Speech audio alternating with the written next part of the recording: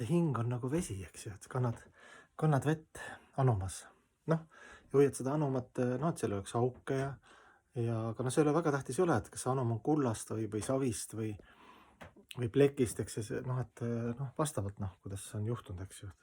Kannad seda vette, samamoodi hing ka ja siis see keha, eks ju, et keha eest hoolitseta nagu tempel, eks ju, aga põhipoint on ikkagi see vesi selles anumas ja hing selles kehas.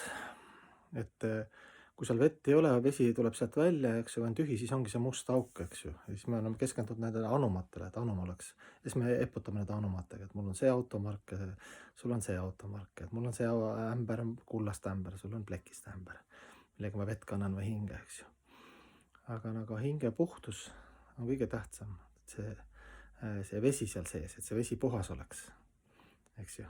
Anum on kuldne, vaatad, vesi on sogane. Seal ei olegi nii palju mineraale ja kõike neid, mis vesi kannab, eks ju.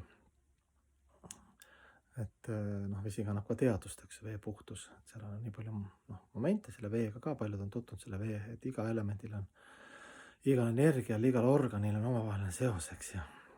Et isegi iseloomuomased on organitega seotud.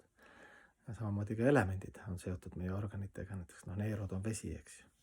Kui voolavust on vähe, siis on neerudega probleemid. Ja nii edasi.